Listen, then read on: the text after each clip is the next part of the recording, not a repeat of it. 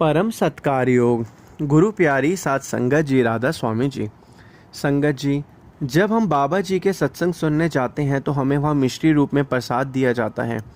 सालों पहले की बात करें तो मिश्री की जगह मीठी फुलियों का प्रसाद मिलता था। बाबा जी ने फुलियों की जगह मिश्री का प्रसाद शुरू किया था।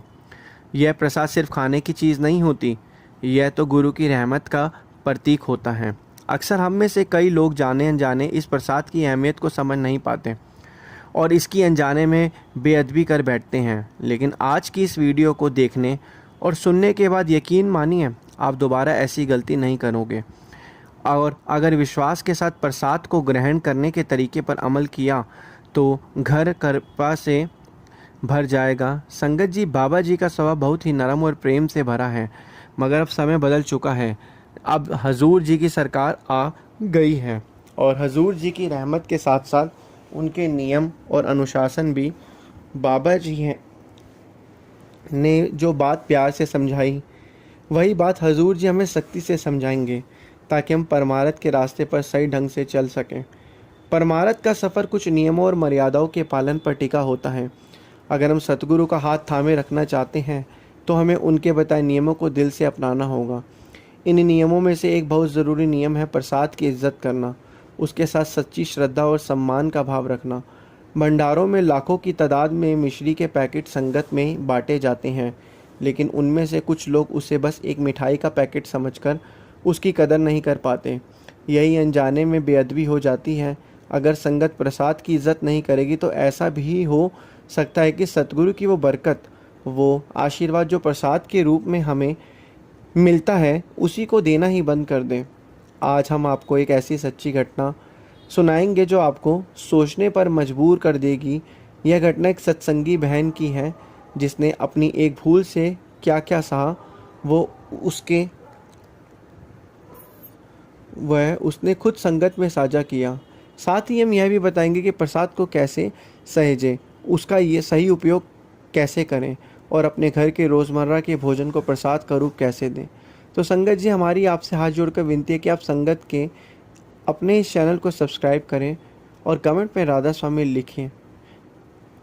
अब आइए बात करते हैं उस अनुभव की जो पानीपत की एक बहन ने संगत के साथ साझा किया। उन्होंने बताया, हमारा परिवार अक्सर बयास जाया करता है। हर बार सत्संग से लौटते वक्त हमें भी बाकी संगत की तरह प्रसाद के रूप में मिश्री के छोटे छोटे पैकेट मिलते थे। समय के साथ यह मिश्री हमारे घर में इकट्ठी होती गई। उस समय मुझे इस प्रसाद की अहमियत का पूरा अंदाज़ा नहीं था। मुझे लगता था कि डेरा जाकर प्रसाद लेना ही सब कुछ है, मगर असल में उस प्रसाद की कदर करना, उसे श्रद्धा से रोज़ थोड़ा थोड़ा लेकर उसका आदर करना असली बात भी जो हम समझ नहीं पाए। उसने आगे बताया कि हम प्रसाद तो ले आते मगर उसे रोज़ आस्था से लेने की आदत नहीं थी और ना ही ये समझ थी कि इस प्रसाद को कैसे सहेजाना चाहिए। जब मिश्री की बहुत बड़ी मात्रा इकट्ठी हो गई तो मैंने एक ऐसा तरीका अपना लिया जिसे उस वक्त तो मैंने अपनी समझदारी से समझा, लेकिन बाद में महसूस किया कि वह बहुत बड़ी गलती थी। मैंने सारी मिश्री मिक्सी में पीसकर उसे घर की आम चीनी में मिला दिया, जिससे कि प्रसाद का इस्तेमाल घरेलू खाने पीने की चीज़ों में हो सके। फिर वो चीनी मैं हर रोज़ दूध और चाय में डालने लगी, मिठाई और पकवान बनाने में इस्तेमाल करने लगी। यहाँ तक कि जब घर में मेहमान आते तो उन्हें भी वही चीनी डालकर चाय पिलाई जाती थी। उस वक्त मुझे ज़रा भी एहसास नहीं था कि मैं प्रसाद की मर्यादा को तोड़ रही हूँ। वो चीज़ जिसे श्रद्धा से पूजा जाना था, जिसे सहजकर प्रेम से ग्रहण करना था, उसे मैंने साधारण बना डाला। बहुत दिनों तक मैं ऐसा करती रही और इसके बाद जो हमारे घर में होने लगा वो भी उतना ही चौंकाने वाला था। सदगुरु की कृपा मेरे परिवार पर से उठने लगी। हालांकि मैं जानती हूँ कि सदगुरु बहुत दयालु हैं, लेकिन अगर हम मर्यादा तोड़ेंगे तो उसकी सज़ा मालिक हमें ज़रूर देगा। पहले हमारे घर में आमदनी से कुछ ना कुछ बचत हो जाया करती थी, लेकिन अब हालात बदल गए। कमाई तो वही थी मगर खर्चे उससे कहीं ज़्यादा बढ़ने लगे। बचत तो छोड़िए, अब तो रोज़मर्रा का राशन लाने के लिए भी उधार लेना पड़ने लगा। मेरे पति का कारोबार धीरे धीरे घाटे में जाने लगा। घर में अजीब सी नकारात्मकता फैल गई। घर की बरकत जैसे कहीं खो गई थी। मैं परेशान रहने लगी। मैंने बाबा जी के आगे हाथ जोड़ दिए, अरदास की कि मालिक अब आप ही हमारी संभाल करो, हम तो जैसे डूबते जा रहे हैं। संगत जी, जब हम मुसीबत में होते हैं और गुरु से अरदास करते हैं तो गुरु कोई ना कोई इशारा ज़रूर करते हैं जिससे कि हमें आगे की राह मिल पाए। इस बीवी ने बताया कि मेरे साथ भी ऐसा ही हुआ। एक दिन मोबाइल जब उस बीवी ने बताया कि मेरे साथ भी जो था ऐसा ही हुआ। एक दिन मोबाइल पर यूं ही वीडियो देख रही थी कि एक सूफी संत का सत्संग मेरी नज़रों के सामने आ गया। उसमें एक शिष्य अपने गुरु से पूछ रहा था, गुरुजी प्रसाद क्या होता है और इसे हमें कैसे ग्रहण करना चाहिए। गुरुजी बेहद ज्ञानी और अनुभव से भरे हुए थे। उन्होंने उस शिष्य के सवाल का जवाब इतने सरल और सहज शब्दों में दिया कि बात सीधे दिल में उतर गई। उन्होंने कहा, बेटा, प्रसाद का मतलब ही गुरु की कृपा होता है। जब एक सच्चा गुरु किसी वस्तु पर अपनी दृष्टि डाल देता है तो वस्तु साधारण नहीं रह जाती, उसमें मालिक की रहमत समा जाती है और वो प्रसाद बन जाती है। यह सिर्फ भूख मिटाने का साधन नहीं बल्कि आत्मा को तृप्त करने का जरिया होता है। इसके बाद गुरुजी ने एक बहुत प्यारी बात कही जो हर किसी को दिल से अपनानी चाहिए। उन्होंने कहा, जब भी तुम्हें प्रसाद मिले तो सबसे पहले अपने गुरु का दिल से धन्यवाद करो, अपने भीतर से करो, ए मेरे सतगुरु, आपकी कितनी बड़ी कृपा है जो आपने हमें इस योग्य समझा कि आपने अपनी रहमत का अंश हमारे हिस्से में डाल दिया। फिर गुरुजी ने बड़े प्यार से एक और गहरी सीख दी। उन्होंने कहा, बेटा, चाहे प्रसाद किसी भी रूप में हो मिले, उसकी अनदेखी मत करो। अगर तुम्हारे सदगुरु ने तुम्हें प्रसाद दिया है तो समझ लो वो कोई साधारण चीज़ नहीं है, वो उनके प्रेम और रहमत की निशानी है। उसे उसी श्रद्धा से ग्रहण करो जैसे एक सच्चा भगत अपने मालिक की इनायत को ग्रहण करता है। तब उस शिष्य ने पूछा, गुरुजी, अगर हम उस प्रसाद को घर के खाने में मिलाकर खाएं तो क्या वो ठीक होगा? गुरुजी मुस्कुराए और बोले, नहीं बेटा, ऐसा करना बिल्कुल सही नहीं है। प्रसाद बहुत ही पवित्र होता है। सोचो, रोज़मर्रा का खाना जो हम बाज़ार से लाते हैं वो न जाने किन किन हाथों से गुजरा होता है, उसमें कैसी कैसी भावनाएं मिली होती हैं, इसके बारे में हमें कुछ नहीं पता। लेकिन प्रसाद तो सीधे तुम्हारे सदगुरु की दृष्टि से पवित्र होकर आता है। अगर तुम उसे आम खाने में मिला दोगे तो वह एक उसका अपमान होगा। जैसे अगर साफ पानी को गंदे पानी में मिलाया जाए तो गंदा पानी साफ नहीं होगा बल्कि साफ पानी भी गंदा हो जाएगा। इसी तरह सतगुरु के प्रसाद को रोज़मर्रा की चीज़ों में मिलाने से प्रसाद की ताकत खत्म हो जाएगी। अगर उस मिले जुले खाने को तुम किसी मेहमान को खिला दोगे तो क्या भरोसा कि वो उसी श्रद्धा से खा रहा है। उसे तो पता भी नहीं होगा कि जो खाने की चीज़ तुमने उसको दी है उसमें प्रसाद था, और इस तरह प्रसाद का आदर नहीं हो पाता। गुरुजी ने आगे कहा, जब भी प्रसाद मिले तो कोशिश करो कि रोज़ थोड़ा थोड़ा श्रद्धा से लो और हर बार अपने गुरु का शुक्रिया करो कि उन्होंने हमें अपनी कृपा के काबिल समझा। सत्संग की बात सुनकर पानीपत की वो बहन जो ये सत्संग मोबाइल पर देख रही थी, मानो अंदर तक हिल गई और उसने आगे बताया कि ऐसा लगा जैसा कि मेरे सामने आईना रख दिया हो। उसी पल मुझे अपनी भूल का एहसास हो गया।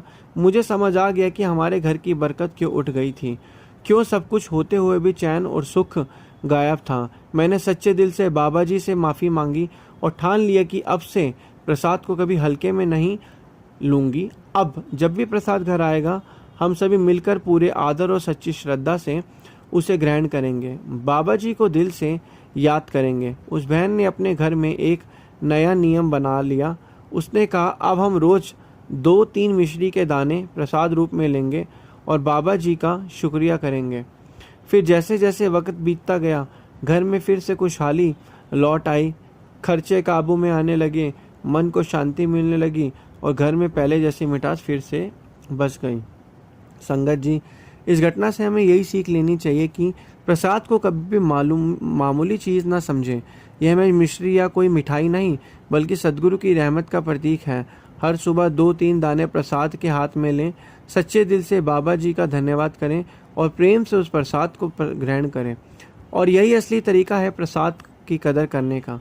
आइए अब हम सुनते हैं कि हम अपनी रसोई में बनाने वाले रोज़ के भोजन को प्रसाद का रूप कैसे दे सकते हैं, जिससे कि हमारी घर में सतगुरु की कृपा और सतगुरु का नाम जो है हमेशा बना रहे। इस बात को हम एक सत्संगी बेटी की घटना से समझते हैं। एक सत्संगी बेटी जिसकी शादी ऐसे घर में हुई जो खुद तो सत्संगी नहीं था, लेकिन उनकी धार्मिकता और सादगी में कमी नहीं थी। लड़की की चाहत थी कि उसका विवाह किसी सत्संगी परिवार में हो जाए, मगर जैसा कि हम सब जानते हैं, यह फैसले तो ऊपर वाला पहले ही तय करता है। हमारे बस में कुछ नहीं होता। उसके ससुराल वाले मंदिर में आस्था रखने वाले संस्कारी और अच्छे दिल के लोग थे। लड़की के माता पिता ने भी यही सोचा कि जैसे बाबा जी हमेशा कहते हैं, जरूरी नहीं कि इंसान सत्संगी हो तो वो अच्छा ही होगा। हमें इंसान की इंसानियत देखनी है, वो कहाँ से जुड़ा है, किस धर्म किस जात का जो है, इन सब में हमें नहीं पढ़ना। ज़रूरी है कि वो नेक दिल और अच्छे संस्कारों वाला हो। इसी सोच से उस परिवार ने अपनी बेटी का रिश्ता उस घर में तय कर दिया।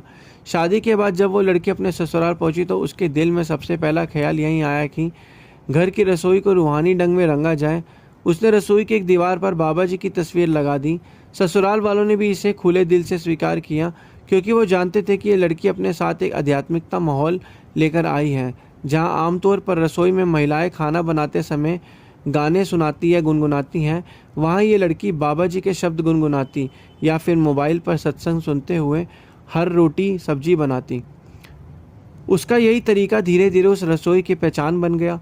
खाना तैयार होने के बाद वो सबसे पहले थाली बाबा जी की तस्वीर के आगे रखकर हाथ जोड़ती और कहती है, मालिक तेरा लाख लाख शुक्र है। उसके बाद ही वो घर वालों को भोजन परोसती। उसकी सास यह सब चुपचाप देखती रहती और उसके दिल में भी एक नई तरह की श्रद्धा और प्रेम का भाव पनपने लगा। पहले उनके घर में खाना बनते समय ऐसा माहौल कभी नहीं रहा था। मंदिर जाना तो चलता रहता था, लेकिन इस तरह सीधे और सच्चे दिल से मालिक को रसोई में याद करना उसके लिए बिल्कुल नया था। कुछ ही समय में सास ने भी जब रसोई में खाना बनाना शुरू किया तो भी भजन गाने लगी। लड़की की आदतों ने घर में एक नया नियम ला दिया। अब हर सदस्य खाने से पहले अपने अपने तरीके से अपने भगवान या इष्ट का धन्यवाद करने लगा। लड़की सबसे पहले कहती, जिस भी शक्ति में तुम्हें विश्वास है उसे याद करो, शुक्र अदा करो कि मालिक ने हमें यह भोजन रूपी प्रसाद दिया है। धीरे धीरे घर वालों को फ़र्क महसूस होने लगा। उन्हें महसूस हुआ कि यह लड़की सिर्फ एक बहू नहीं है, यह तो घर में रूहानी बदलाव की वजह बन गई है। एक दिन ऐसा भी आया जब सास ने खुद ही कहा कि वो लड़की के साथ सत्संग घर चलेगी। वो पहला दिन था जब सास ने सत्संग घर में कदम रखा। वहाँ उन्होंने देखा कि हर उम्र और हर तबके के लोग सेवा में लगे हैं। कोई झाड़ू लगा रहा है, कोई पानी बांट रहा है और हर चेहरे पर अजीब सी शांति और संतोष की झलक थी। सास का मन वहाँ बंद सा गया। धीरे धीरे उनकी दिलचस्पी सत्संग में बढ़ती गई और फिर एक ऐसा मौका आया जब लड़की अपने पिता के साथ ब्यास जाने लगी। तो उस दिन सास ससुर ने कहा, हमें भी बाबा जी के दर्शन करने हैं, और पूरा परिवार डेरा पहुंचा, जहां लड़की पहले कई बार जा चुकी थी। वहां बाकी सबके लिए यह पहला अनुभव था। जैसे ही उन्होंने डेरा परिसर में कदम रखा, सबकी आंखें आश्चर्य से खुली रह गईं। इतनी विशाल जगह, इतनी सफाई, इतनी सुंदर व्यवस्था और चारों तरफ एक अनोखी ऊर्जा देखकर वो दंग रह गए।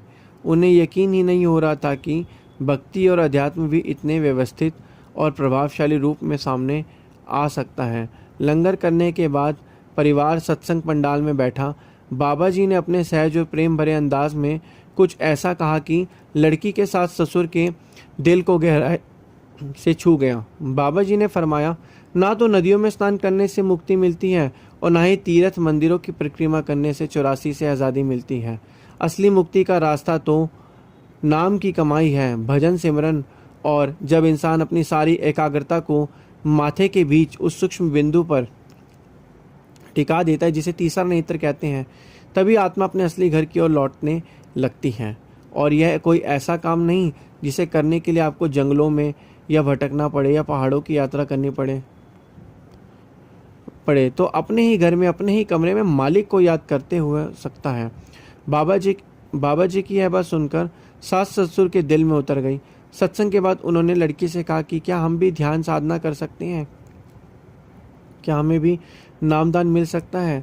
लड़की ने आत्मविश्वास से कहा, क्यों नहीं मिल सकता। अगर बाबा जी ने आप लोगों को अपने दरवाजे तक बुलाया है तो इसके पीछे ज़रूर कोई वजह होगी।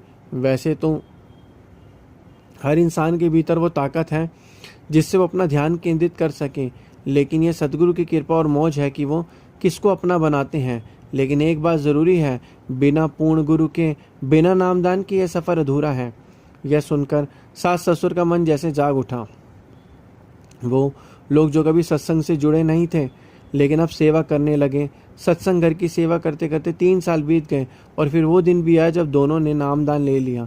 संगत जी, यह महज इत्तेफाक नहीं था, यह तो मालिक की योजना थी। उसी ने इस लड़की को उस घर में भेजा ताकि वो उस परिवार को अपने रूहानी घर की ओर ले जाए। और उस लड़की ने रसोई में सिर्फ खाना नहीं बनाया, उसने हर रोटी को अपनी सच्ची श्रद्धा और धन्यवाद के भाव से लंगर प्रसाद बना दिया। जब घर वालों वो भोजन करते तो उन्हें उसमें एक अलग ही मिठास और ऊर्जा महसूस होती और वह खुद ब खुद सत्संग और सेवा की ओर खिंचते चले गए। यही वजह है संगत जी कि हमें अपने घर में बनाने वाली भोजन को सिर्फ पेट भरने का साधन ना माने। जब हम मालिक के शुक्र और प्रेम से भोजन तैयार करते हैं तो वो सिर्फ शरीर नहीं, आत्मा को भी तृप्त करता है। संगत जी, आशा है आपको यह वीडियो अच्छा लगा होगा। विनती है वीडियो को लाइक और शेयर ज़रूर करें और कमेंट में राधा स्वामी ज़रूर लिखें। तो गुरु प्यारी साथ संगत जी, राधा स्वामी जी।